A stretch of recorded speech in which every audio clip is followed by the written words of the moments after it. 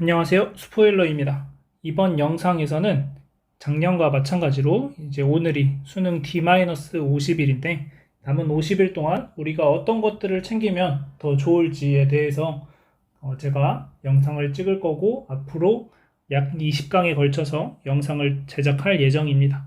그래서 그 내용에 대한 오리엔테이션이라고 생각을 하시면 되겠고 저는 기출문제도 22학년도부터 수능 체제가 바뀐 공통과 선택 과목으로 바뀐 22학년도 6월, 9월 수능, 그 다음 23학년도 6월, 9월 수능, 그리고 이번에 봤던 6월, 9월 모의평가까지 총 8개의 시험 문제를 보면서 단원별로 문항이 어떻게 나오고 그리고 많이 나왔던 단원들, 그리고 우리가 최소한 이 정도를 공부했을 때 몇 등급 정도는 맞을 수 있을 것 같다. 이러한 부분들에 대해서 설명을 좀 하려고 합니다.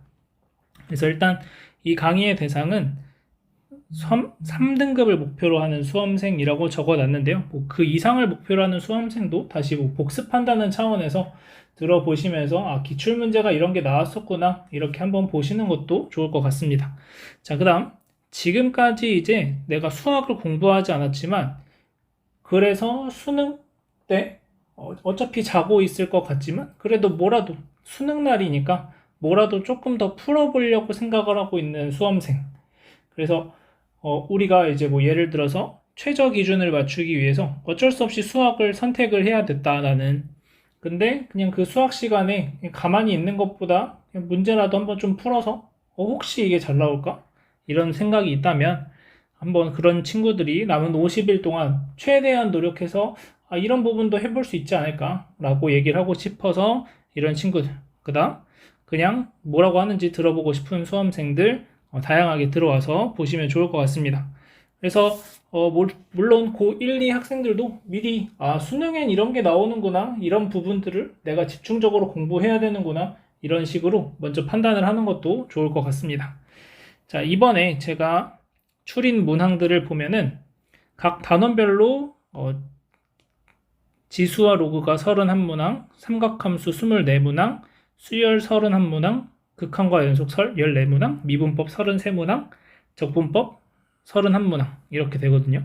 그래서 대충 평균적으로 수원이 11문항, 수투가 10문항 이렇게 해서 공통만 했을 때 21문항 정도를 다루게 될 텐데, 자, 이걸 보면은 여러분들이 어느 정도 눈치를 챘겠지만 22번 같은 문제는 제외를 했습니다. 다만 21번에서는 우리가 생각을 좀 달리하면 풀어볼 수 있는 내용들도 있어서 21번 문항들은 좀 포함을 시켰고, 22번 문제 중에서도 이번 9월 모의평가 22번 같은 경우에는 풀어볼 수 있을 만한 난이도인 것 같아서 포함을 시켰습니다. 그 전에 있었던 22번들은 우리가 지금 3등급을 목표로 하는 상황에서 그것까지 보는 것보다는 최소한 이 정도 수준에선 봤으면 좋겠다라는 문항들을 제가 좀 선별을 했고요. 그래서 이제 여러분들이 생각을 했을 때 문제를 보고 이게 어떤 단원에 어떤 문제가 나오는구나 이런 것들을 좀 본다면 공부할 때 훨씬 수월하지 않을까라는 생각이 듭니다. 그래서 지금 보시면 제가 아까 얘기했을 때 8개의 시험지를 봤다고 했잖아요.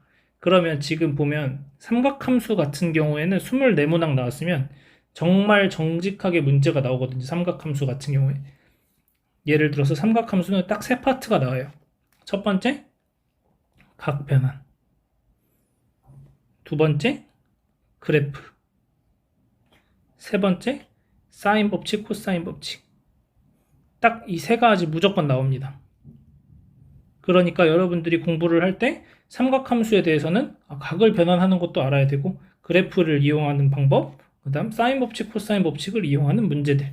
그래서 이 3문제는 무조건 나오니까 여러분들이 공부를 하셔야 된다는 거죠. 이 3문제가 반드시 나오는 걸 알고 있는데 얘를 모르고 들어가는 것은 잘못된 거겠죠.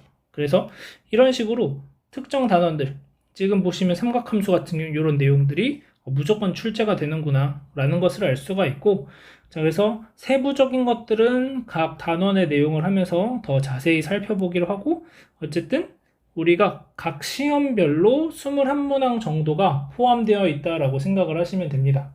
그래서 뭐 어떤 기출문제에 따라서는 20문제 또는 뭐 19문제인 것도 있을 수 있고 어떤 건 22문제 다 할 수도 있고, 그래서 이 정도 선에서 여러분들이 평균적으로 다루는구나 라고 생각을 하시면 되겠습니다.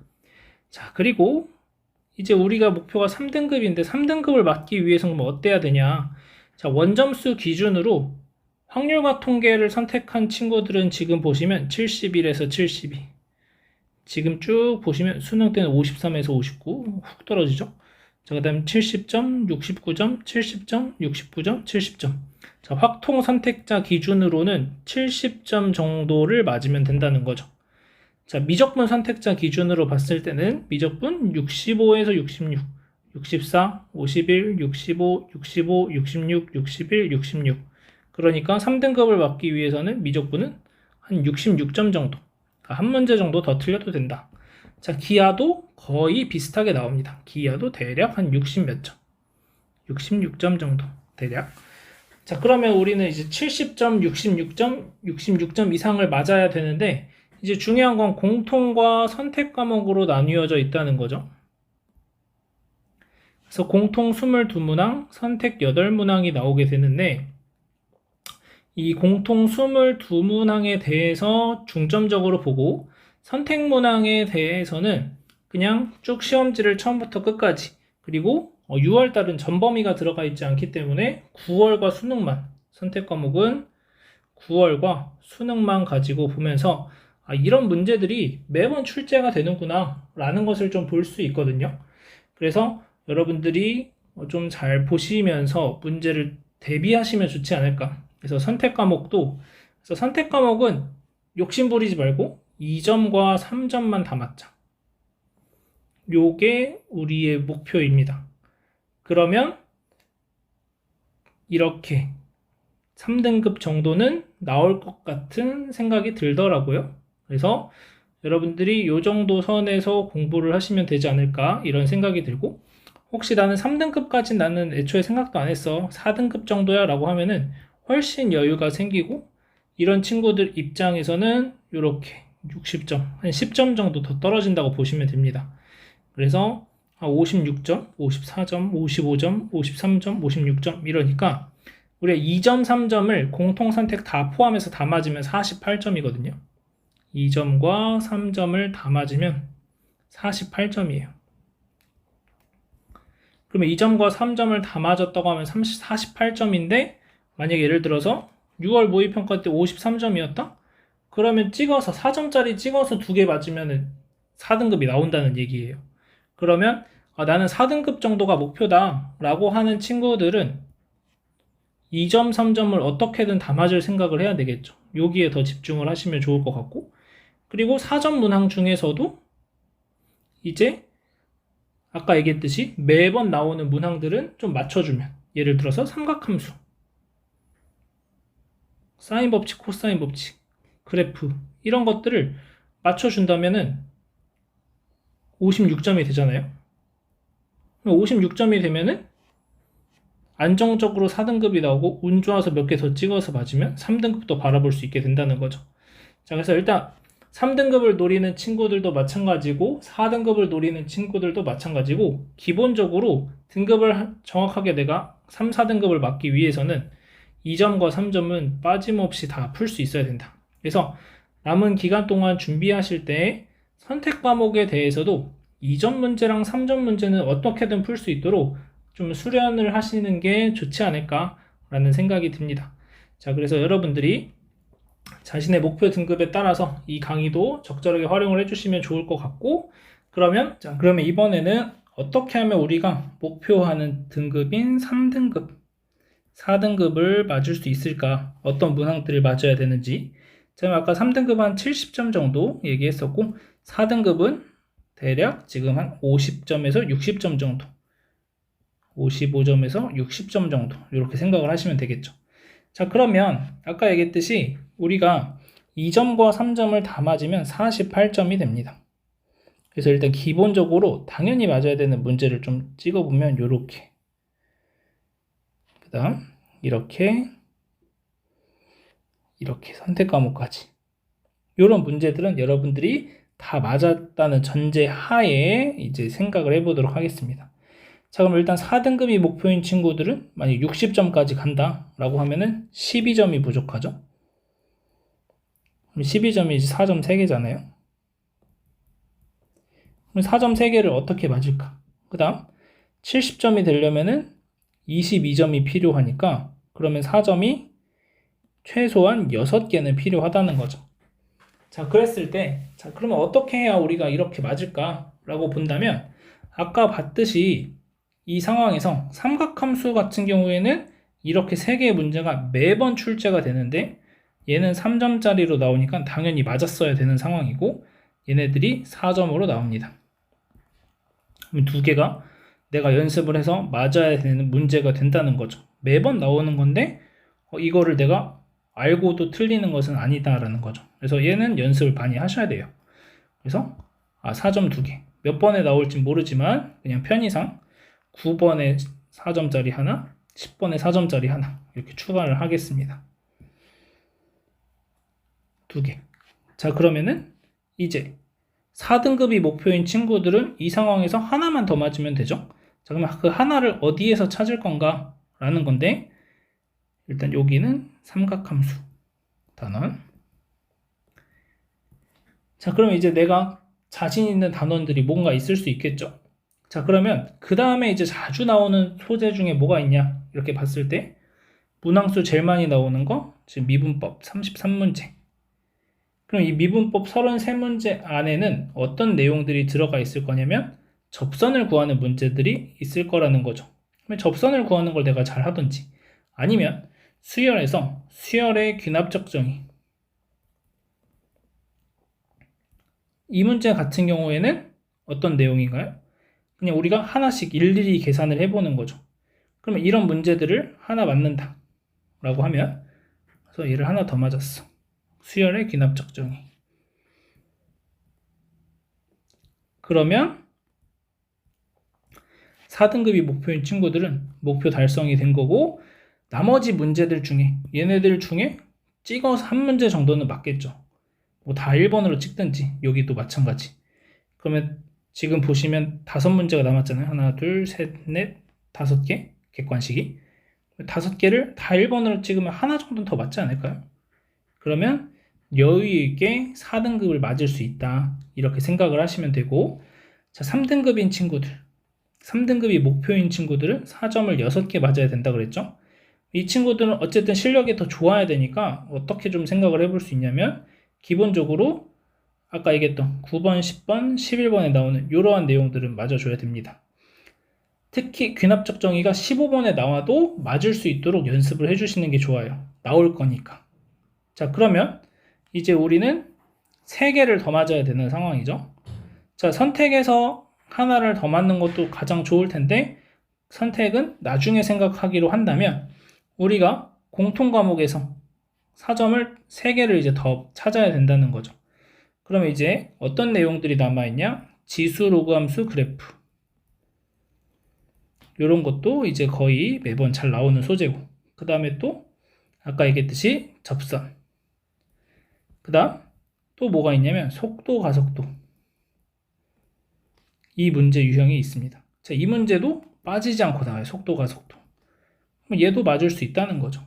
그럼 얘도 대부분 4점짜리로 문제로 출제가 되니까 이 문제 하나 더 맞아. 그냥 편의상 12번으로 하겠습니다. 이렇게.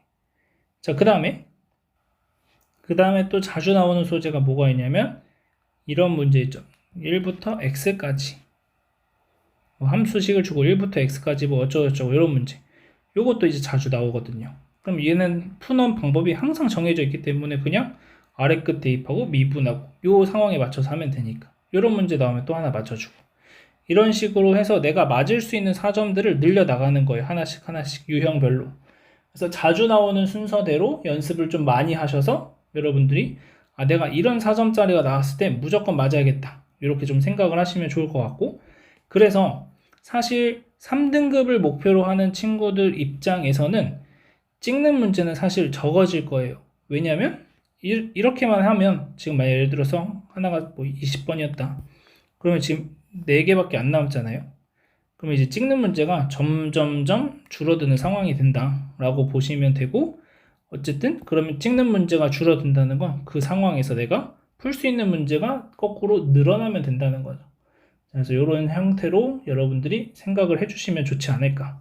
그래서 내가 4점 6개를 어떻게 맞을 것인가, 이렇게 좀 생각을 하시면 좋을 것 같고, 그러면 자주 나오는 유형들 위주로 여러분들이 연습을 많이 해두시면 좋을 것 같습니다.